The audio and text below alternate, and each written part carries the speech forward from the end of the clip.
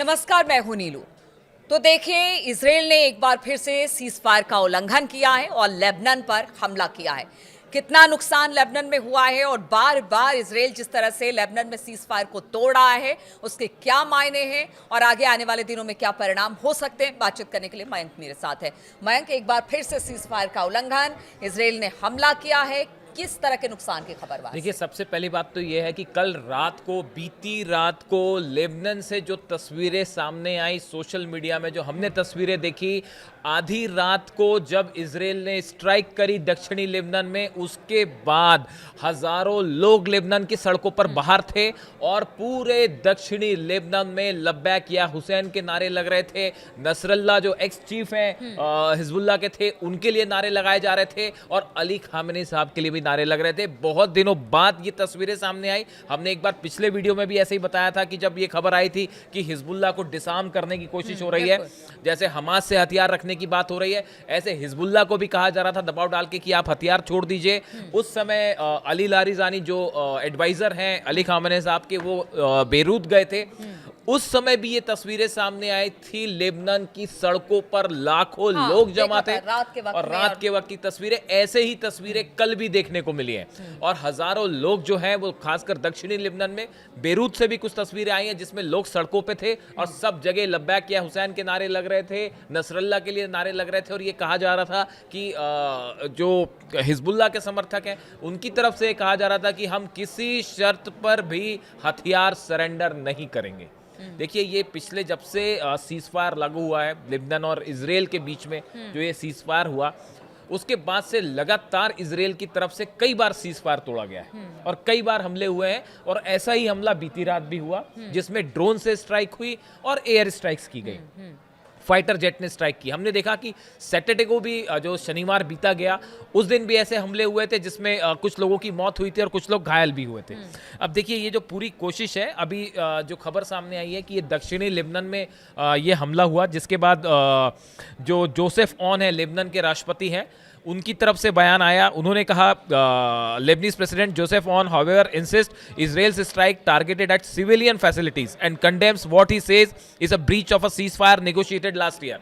अब ये राष्ट्रपति जो हैं लेबनान के, जोसेफ ऑन, ये जो है ये उस ग्रुप से हैं जो अमेरिका जिसको समर्थन कर रहा है। देखिए, लेबनान में अभी जो हालात है, एक हिजबुल्लाह वाला फ्रैक्शन है, काफी सारा जो बहुमत है, एक प्रो अमेरिका, हाँ, वो जो है हिजबुल्लाह को समर्थन कर रहा है और जो सरकार है वहां की, जो इस समय लेबनान की ऑफिशियल गवर्नमेंट है, वो अमेरिका के साथ मिलके हिजबुल्लाह को डिसआर्म करवाना चाहती है, हिजबुल्लाह से हथियार रखवाना चाहती है। ऐसा एक कानून भी वहां संसद से विधेयक भी पास हो गया था।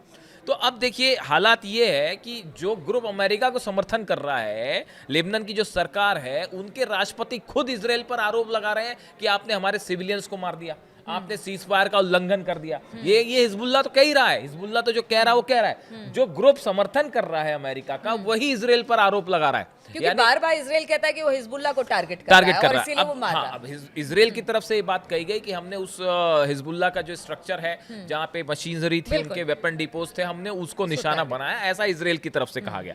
जबकि हिजबुल्लाह का कहना है कि ये जो हमले हुए हैं ये सिविलियंस पे हुए हैं, जिस जगह पर ये हमले हुए वहां पे कोई आर्म्स नहीं थे, कोई हथियार नहीं थे, कोई मशीनरी थी। इस तरह की बात इनकी तरफ से सामने आई है। देखिए, असल में लेबनान में जो असली लड़ाई है वो इस बात को छिड़ी हुई है कि जैसे हमास पर दबाव डाला जा रहा है कि आप हथियार रख ले, सीज फायर के नाम पे हथियार सरेंडर कर ले, बिल्कुल यही स्थिति बनी हुई है लेबनान में। जो ये पूरे हमले हो रहे हैं, इसके पीछे का जो गणित बताते हैं, जो एक्सपर्ट बता रहे हैं, बहुत सारे विदेश नीति के जानकार बता रहे हैं, रक्षा एक्सपर्ट बता रहे हैं, मिडिल ईस्ट के जानकार बता रहे हैं कि कोशिश ये हो रही है, इसका ट्रंप ने भी जिक्र किया था हाल ही में एक जगह, कि किसी तरह से हिजबुल्लाह को डिसआर्म किया जाए। वो तो हमास हिजबुल्लाह दोनों को आतंकवादी संगठन कहते हैं। अब देखिए, ये जो है इस बात के लिए हिजबुल्लाह कतई तैयार नहीं है। हिजबुल्लाह की तरफ से साफ कह दिया गया है कि किसी भी शर्त पे जो है वो हम हथियार नहीं छोड़ेंगे।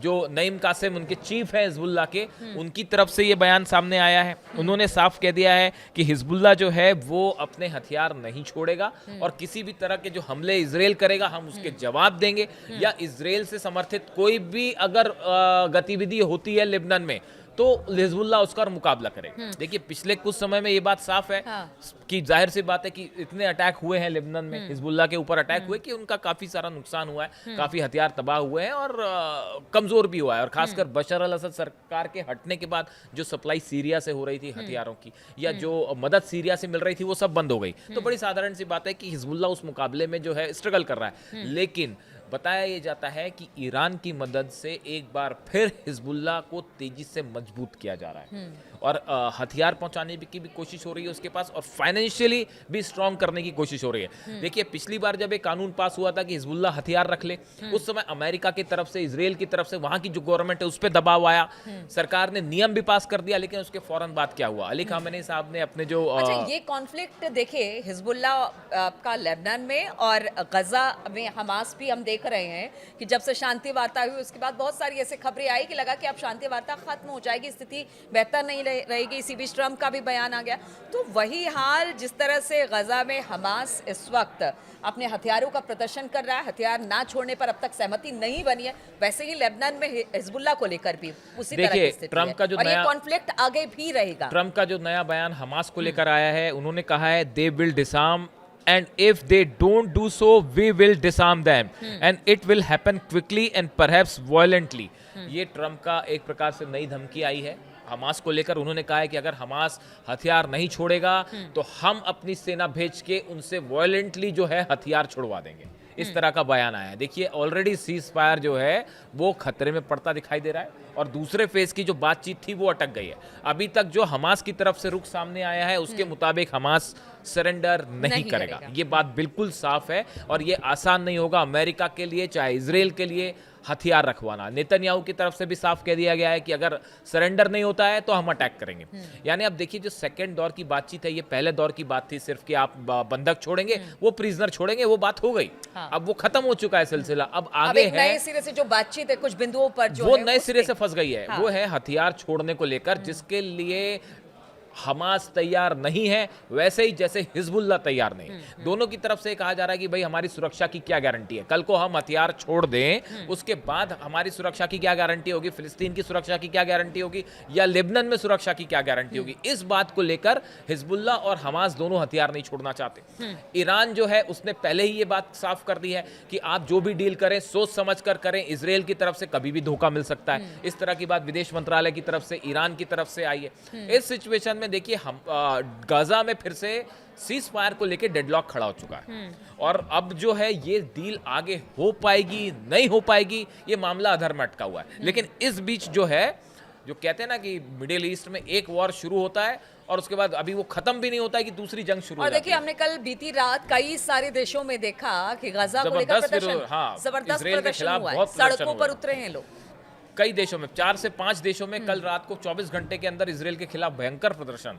और आप देखिए, पाकिस्तान में भी प्रदर्शन हो रहा है। जो वहाँ का एक ग्रुप है लब्बैक कुछ उसका नाम है, जो वो भी प्रदर्शन कर रहा है इजराइल के खिलाफ। तो कई देशों में इजराइल के खिलाफ जबरदस्त प्रदर्शन हो रहे हैं। और अब ये हिजबुल्लाह के साथ जो नया फ्रंट खुलता दिखाई दे रहा है, ये बताया जा रहा है कि आने वाले कुछ दिनों में हम जिस तरह की स्ट्राइक गजा में हो रही थी, ऐसे हमले हम लेबनान में देख सकते हैं। और अब इसकी तरफ से अब जवाब इस बात का, इंतजार इस बात का है कि हिजबुल्लाह की तरफ से क्या जवाब दिया जाता है इसराइल को। क्या हिजबुल्लाह भी सीज फायर तोड़ के रॉकेट हमले जैसे हम पहले देख रहे थे उस तरह के हमले होंगे, या देखिए हिजबुल्लाह के पास अभी भी बड़ी संख्या में लड़ाके मौजूद हैं। हाँ, बिल्कुल, हथियार भी है, हथियार भी हैं, लड़ाके भी हैं, इसमें कोई शक नहीं है। और इसीलिए वो उसे छोड़ना भी नहीं चाह रहे। तो इस सिचुएशन में क्या, जैसे नईम कासिम कह रहे हैं कि इजराइल को जवाब दिया जाएगा, ये लड़ाई क्या आगे बढ़ सकती है? क्या जो हिजबुल्लाह पर दबाव है कि आप हथियार रख दीजिए, क्या इस बात को लेकर हम लेबनान में आने वाले कुछ दिनों में एक नई जंग देख रहे हैं? और क्या 1-to-1 ग्राउंड ऑपरेशन की नौबत फिर से आ सकती है? और अगर ऐसा होता है तो इसका असर गजा पे क्या होगा, हमास के साथ जो सीज फायर है उसका क्या होगा? यानी आप देखिए, हमास और हिजबुल्लाह को लेकर एक जैसी सिचुएशन है और उसी तरह के अपनाई भी जा रही है, और अगले कुछ दिनों में 1-2 दिन में आप देखिएगा इसको लेकर एक बड़ा फैसला हो जाएगा कि देखिए, कतर, इजिप्ट बीच में है, कोशिश कर रहे हैं, लेकिन वो नतीजा ला पाएगी अरब देशों की कोशिश? क्या वो हमास को मनवा पाएंगे? फिलहाल ऐसा होता नहीं दिख रहा है। बिल्कुल, देखिए तो एक जगह शांति की लौ अभी जली भी नहीं है कि दूसरी जगह एक बार फिर से कहते हैं कि स्थिति थोड़ी-सी बदतर होती चली जा रही है। लगातार हिज़्बुल्लाह पर इज़राइल अटैक कर रहा है, सीज़फायर का उल्लंघन कर रहा है। क्या गज़ा जैसी स्थिति लेबनान में भी देखने को मिलेगी? बहुत सारे ऐसे सवाल हैं जिसको लेकर अब चिंता जताई जा रही है कि क्या इसी तरह से ये कॉन्फ्लिक्ट मिडल ईस्ट में बना रहेगा? एक जगह थोड़ी-सी शांति होती है और दूसरी जगह एक बार फिर से आग भड़क जाती है। चलिए इस खबर पर लगातार हमारी नज़र बनी रहेगी। बहुत-बहुत शुक्रिया आप सभी का हमारे साथ इस चर्चा में शामिल होने के लिए।